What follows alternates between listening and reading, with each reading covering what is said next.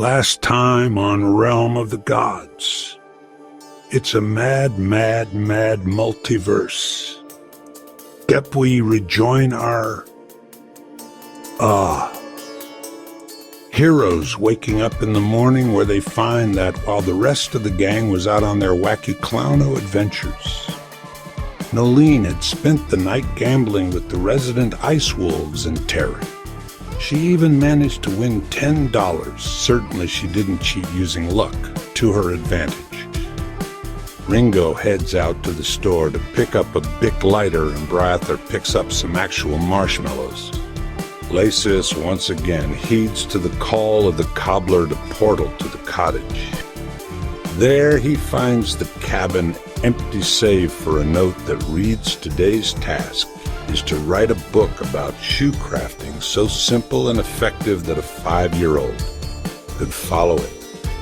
Where could Lysias find someone of 5-year-old intelligence to review his work to ensure the task is complete? Lysias snaps his fingers and Demos appears and agrees to help. Soon Lysias completes the book and the dim-witted Demos reviews it and learns heaps of knowledge from it. The two then decide to look for the cobbler, and when they open the front door of the cabin, a note falls from the ceiling revealing that the book was there. Final task, and to go outside. There, a somber corn tombstone sat atop a hill, with Serenity standing by it. She reveals that she buried the remains of the cobbler at his request. She tells Lysias that the cobbler requested that he retrieves the sands of time and also reveals the cobbler was the corn man. Serenity sends him home and Lysias in turn sends Demos back to the sweatshops. The gang is now ready to head down to the competition. They arrive at the building and hop in the competition line. As they're waiting, the demon of fate walks by the line and seems to recognize the gang.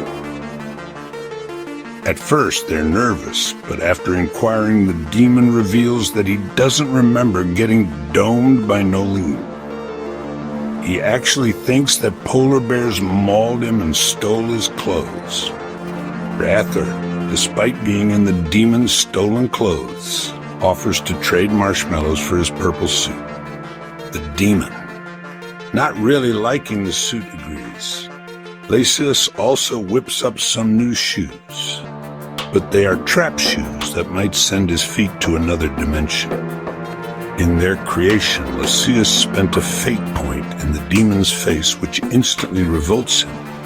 Luckily, since the competition hadn't begun, the demon decides to let it slide for now. He then clambers off down the line of contestants and turns a corner. Soon after, Ringo spots out a watermelon assassin climbing the pips on the ceiling like a jungle gym. Brather turns and blasts him with his patented pocket hose, and the rest of the gang beats him to death. Brather gleefully collects his brain matter. The demon of fate comes back around to investigate the commotion, and the gang chastises him for sucking at his job as the head of security. The demon then spots another watermelon assassin and blasts him with laser eyes and completely flippant atomizes him. Someone muttered, "OHG. I hope there are not more watermelon guys," as a third appears on the scene and is promptly vaporized once again by the demon of fate. Showtime. It's the gang's turn to perform. First up is Brather with his interpretive dance. Brather reaches for his tentacle to start swirling it like a helicopter, but falls for one of the classic blunders. He pulls out a literal attack helicopter instead. No.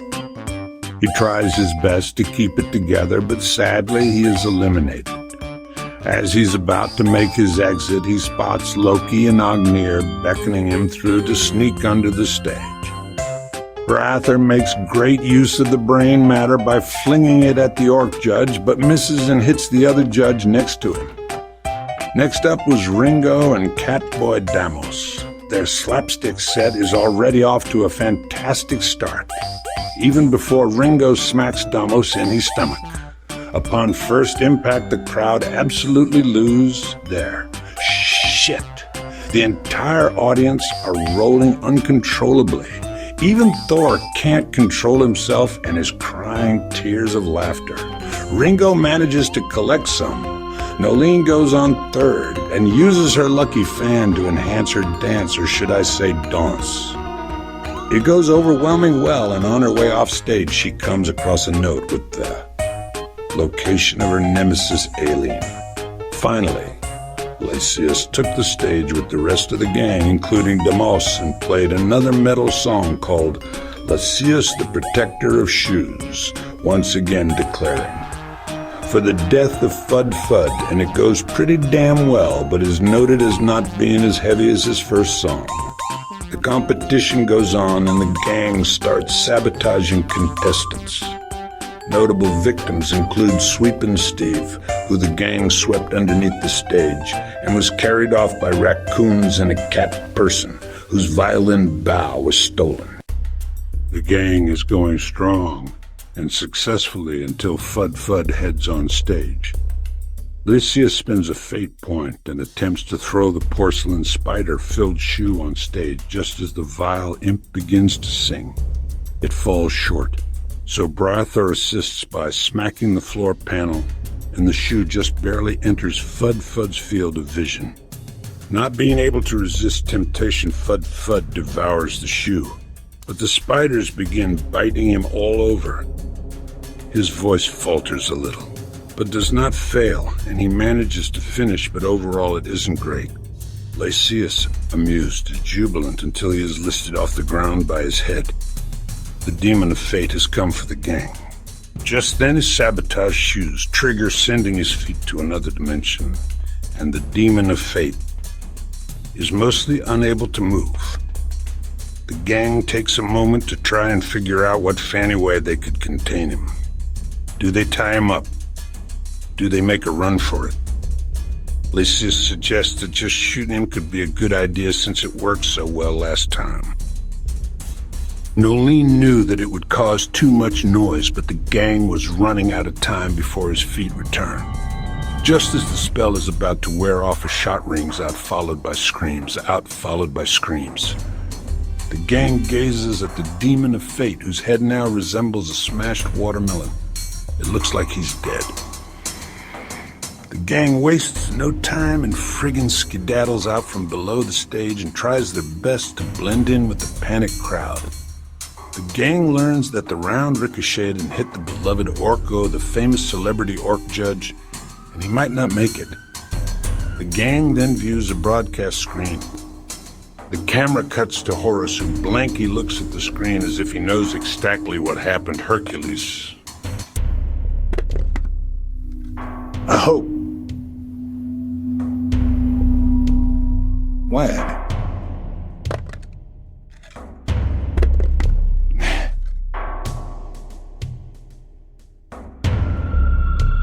Hatchets.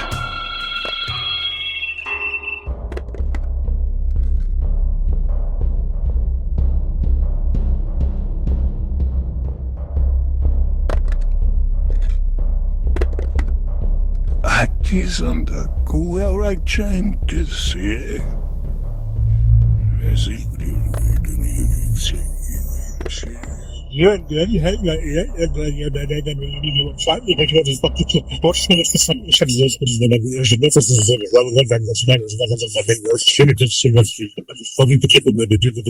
Getting home.